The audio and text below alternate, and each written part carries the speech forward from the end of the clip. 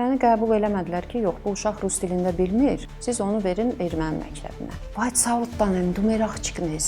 Hə ki, vay qadan alım, sən bizim qızsan. Mən dedim ki, yox, mən sizin qız deyiləm. Mən sizin qız olsaydım, siz məni qovmazdınız. Hərdən deyirsən ki, bax, kaş gedə biləydim. Tam o Gürcüstana gedəndə bu tərəfdən də yol Ermənistana gedir. O yollar oxşuyur. Orada ürəyimdən bir gizilti keçdi.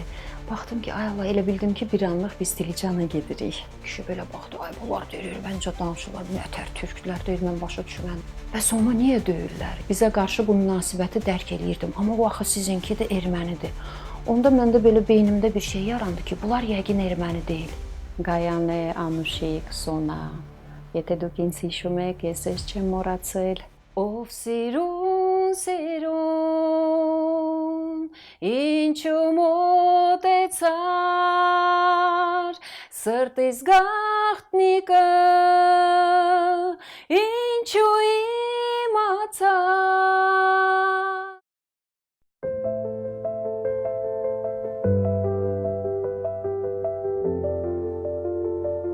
Erməni dilini Ermənistanda öyrənmişəm. Çünki orada doğulmuşam, böyümüşəm, şəhərdə yaşadığımız üçün dörd yanımız erməni idi deyə bu dili yaxşı bilmişəm. Amma bugün Baku TV-də mən bu dili artıq akademik səviyyədə işlətməyə başlamışam.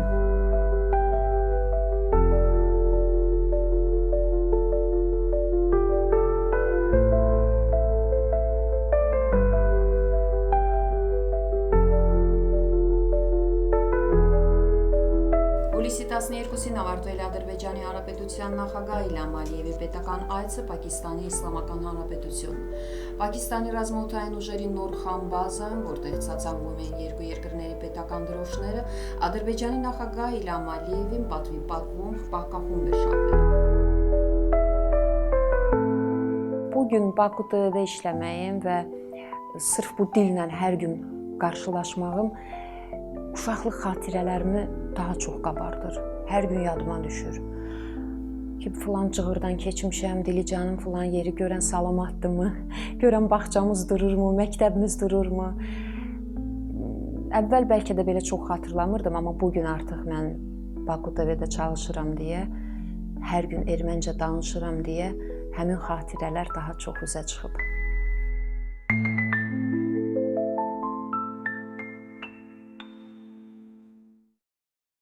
Ellada Əhmədova, qızlıq soyadı Həsənova, 1977-ci ildə Ermənistan Sovet Sosialist Respublikasının Dilican şəhərində doğulub.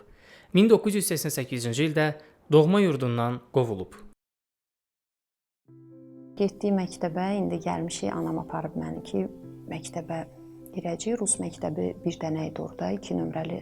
Məni qəbul eləmədilər ki, yox, bu uşaq rus dilində bilmir, yaxşı danışa bilmir. Siz onu verin erməni məktəbinə. Həm də bu boyda uzaq yol gəlməzsiniz, elə erməni məktəbi düz yanınızdadır, verin ora.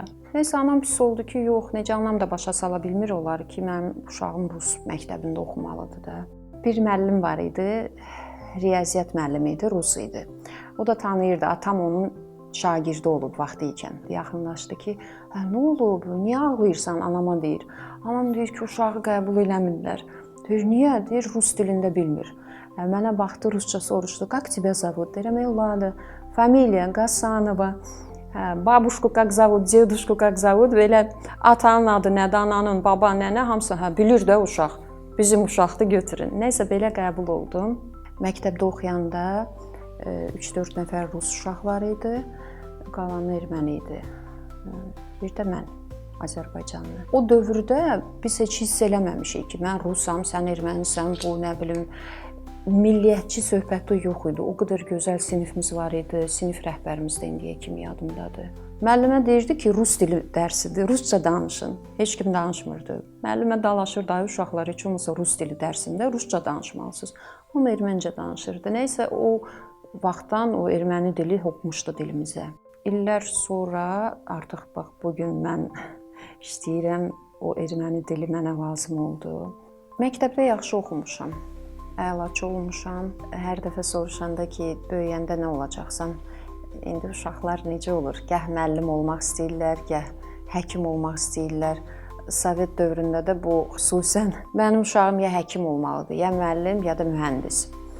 Mən deyirdim, yox, mən müəllimlərin müəllimi olacağam. Sonra biraz böyüdüm, dedim, yox, mən həkimlərin həkimi olacağam. Yəni ən yuxarıda. Amma daxilən məndə daha çox potensial, mən belə hiss eləyirdim ki, incəsənətə meylli uşaq olmuşam. Qəşəng səsim var idi, oxuyurdum, aktyorluq bacarığım güclü idi. Məhəllədə yığışırdıq uşaqlarla, tamaşalar hazırlayırdıq. Bir də şəkil çəkməyi çox sevirdim. Valideynlərim məni rəssamlıq məktəbinə də qoydular. Düzdür, oranı bitirə bilmədim, çünki yarımçıq qaldı, qaçqın düşdü. Qardaşımı da musiqi məktəbinə qoymuşdular, akordeon. Bunların hamısı yarımçıq qaldı. Təəssüf ki, biz bura gələndən sonra çox əziyyət çəkdik. Biz davam eləyə bilmədik təhsilimizi. Elə orta məktəbi ancaq oxuduq, başa çatdırdıq. Çünki atam xəstələndi onda. Tək anam işləyirdi zavodda. Nəysə, maddi cəhətdən çox çətinliyimiz olub. Elə mənəvi cəhətdən də nənəm, babam gəldilər, burada çox qala bilmədilər. Dağlıq yerdən, o gözəl, havalı, səfalı yerdən gəlib düşmüşdük istiyə. Çox yaşamadılar elə. Nənəm rəhmətə getdi, üstündən 2 ay keçdi. Babam da rəhmətə getdi. Akademik Milli Dram Teatrında işləmişəm, biz qastrol səfərlərində olmuşuq. Həmin səfərlərdə yadıma düşmüşkən onu da deyim, festivallar olurdu və Ermənistandan da gələnlər olurdu. Nəysə, bir dəfə elə oldu ki, onlar da öz dillərində çıxış eləyirdi tamaşaları. Mən də başa düşürəm axı, tam rahat, sərbəst baxıram. Yanımdakı oturana da sinxron tərcümə eləyirəm. Sonra uşaqlar deyir, sən hardan bilirsən, hardan deyirəm ki, bəs uşaqlıqdan, oy da nə yaxşı. Sonra elə oldu ki, o ermənilər də bizlə ünsiyyət qurdular. Yəni, yaradıcı söhbətlər idi. Mən biraz 1-2 kəlmə erməncə deyəndə bir qadın var idi. Qayıtdı ki, vay savutdanım, dumeraqçıqnız. Ki, vay qadan alım, sən bizim qızsan. Mən dedim ki, yox, mən sizin qız deyiləm. Mən sizin qız olsaydım, siz məni qovmazdınız, qoruyub saxlayardınız. İndi hərdən fikirləşirəm ki, mən Ermənistanda qalsaydıq, Dilicanda qalsaydım, yəqin ki, mən babamın arzusunu yerinə yetirərdim, həkim olardım. Mən elə düşünürəm. Baxmayaraq ki, yenə deyirəm, ruhən mən incəsənətə meylli idim, amma babam imkan verməzdi ki, mən gəlim rejissor olum. Sonra elə oldu ki, mən bu televiziyaya, Baku TV-yə dəvət aldım.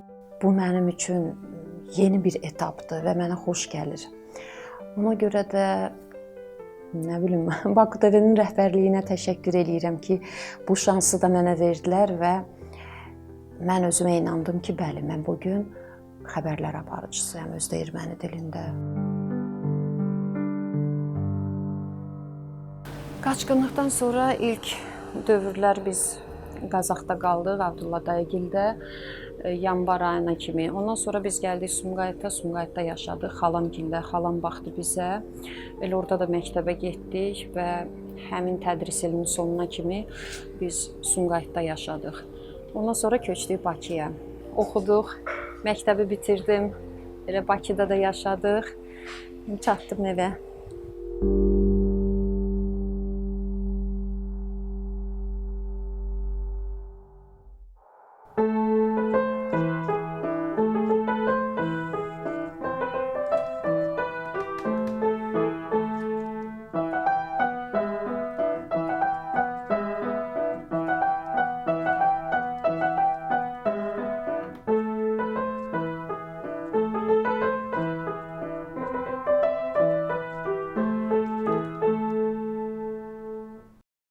Baxmayaraq ki, Dilicanda çox yaşamamışam, həyatımın bir hissəsi keçib, az hissəsi. Amma yenə də o həsrət var. Bilmirəm nə ilə bağlıdır, bəlkə də o uşaqlıq dövrümüz çox gözəl keçib. O qədər mehriban qonşularımız var idi, mehriban dostlarım var idi, məhəllədə uşaqlarımız, məktəbdə sinif yoldaşlarım. Ona görə bax o həsrət hissi var və ora qayıtmaq istəyirsən, deyirsən görəsən mən indi qayıtsam evimiz orada dururmu? O cığır dururmu? Evimizin yanında qonşu var idi, məsələn, filan kəs dururmu? O dükan var idi, Baycar Dodanın dükanı dururmu? O qədər suallar yaranır da. Hərdən deyirsən ki, bax, kaş gedə biləydim.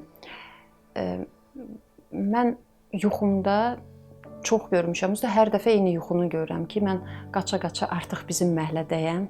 Küçəmizdən qaça-qaça gedirəm, bizim evə girirəm.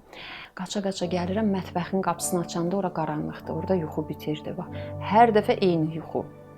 Deyirəm, bir dəyişiklik görərdim də, evin içinə girərdim, öz otağımıza girərdim, bağımıza düşərdim. Amma yox. Həmin o yuxu. İndi mənə elə gəlir ki, ola bilər nə vaxtsa mənim bu yuxum çin olar və mən həmin yolla gedəcəm, nəhayət evə girə biləcəm. Bir də həyətimizdə, bizim həyətimizdə bulaq var idi. O bulağı babam çəkdirmişdi o vaxtda. Dağdan su gətirib çəkmişdi, düz həyətimizdə axırdı, bumbuz. Qəşəng belə bulaq su idi. Hətta qonşular gəlirdi, istəyirdilər o sudan götürməyi, doldururdular. Nənəm həmişə deyirdi, gəlin götürün, ona sözdür. Yəni nə bilim, hansı tərəfini danışım.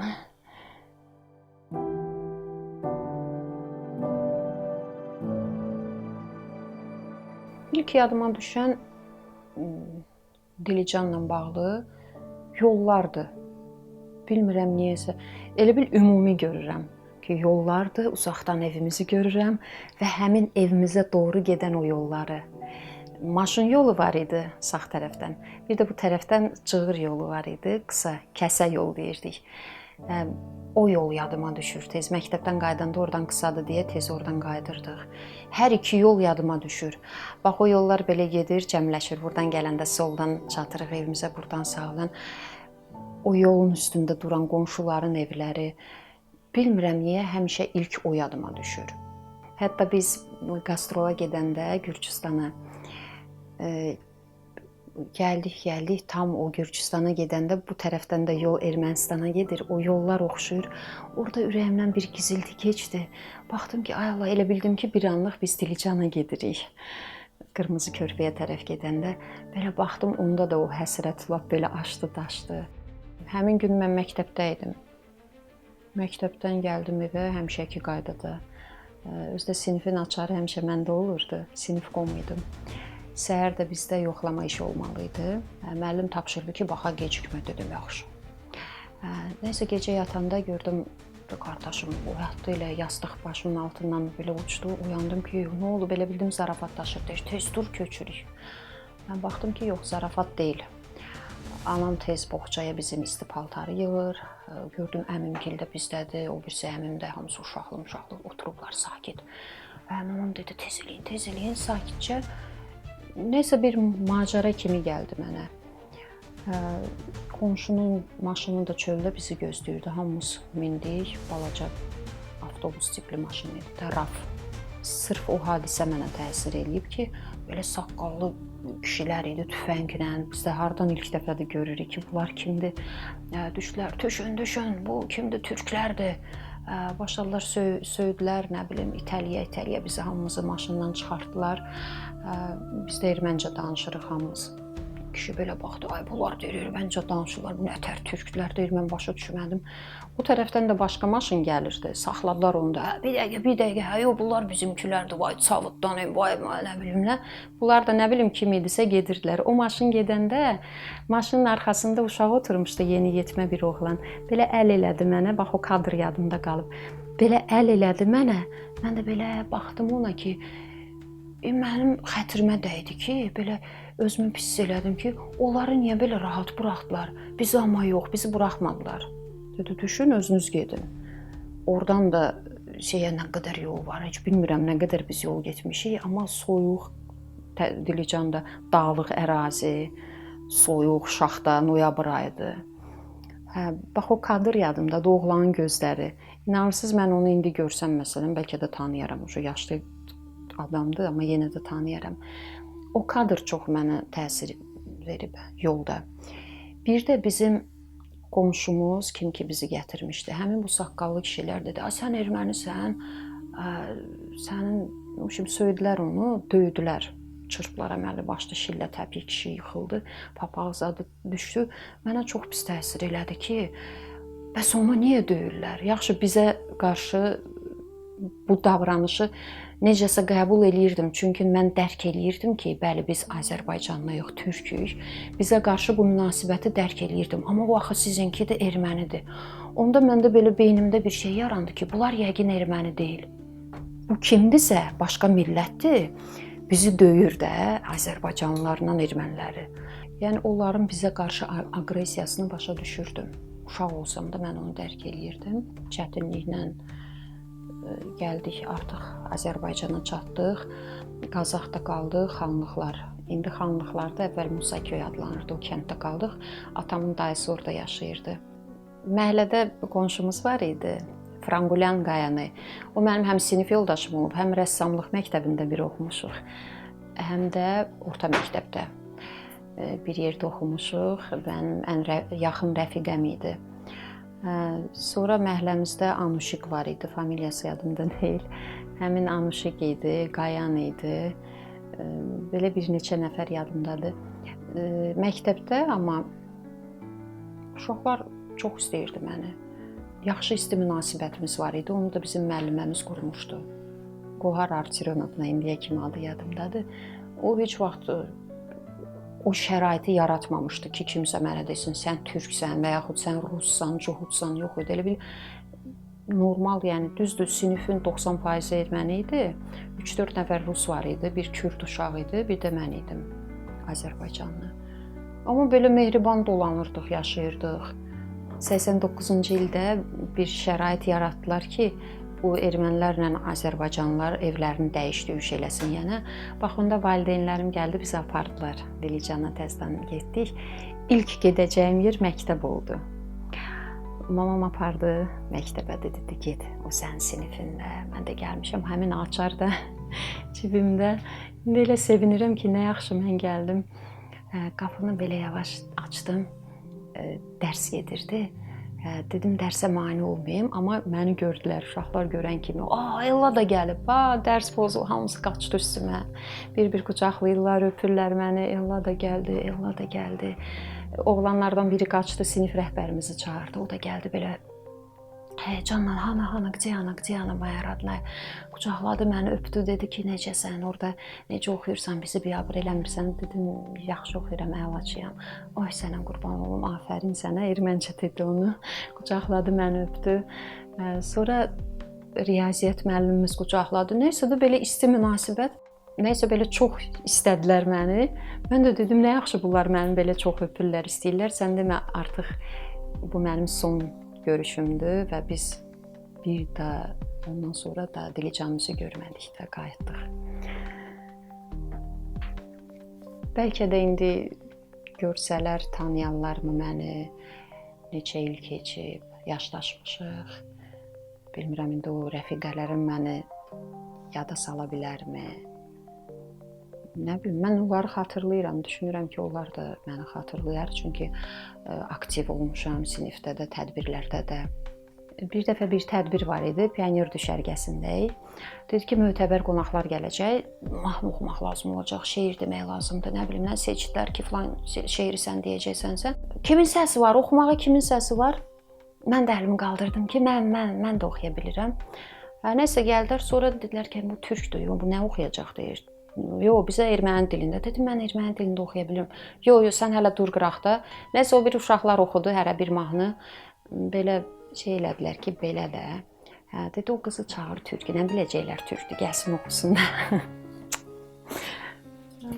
Çağırdılar məni, oxudum mahnı. Oxuyanda belə baxdılar ki, qəşəng, vəsə, elə bu oxuyar. Yaxşıdır, elə bu oxuyar. Həmin tədbirdə yadımdadır, çıxdım o mahnını oxudum. Ով սիրուն, ինչու մոտեցար, սրտիս գաղտնիքը, ինչու իմացար, մի ամեղ սիրով ես քեզ սիրեցի, բայց դու անիրավ դավաճանեցիր միանամեղ սիրով ես քեզ սիրեցի բայց դու անիրավ դավաճանեցիր Hər dəfə bu sahibə alanda yadıma düşür, öz istəyimi, arzularımı deyirəm və o xalqa müraciət edirəm. Amma indi mən istərdim sırf öz uşaqlıq rəfiqələrimə üz tutum. Bəlkə də yaddan çıxartmayıblar sinif yoldaşlarıma. Գայանե Անուշիկ Սոնա, եթե դուք ինձ հիշում եք, ես ես չեմ մոռացել։ Կարող է մի օր կհանդիպենք, եթե ես Դիլիջան գամ, անպայման կհանդիպենք ձեր հետ, ձեզ հետ։ մենակ չեմ թողնի իմ սիրած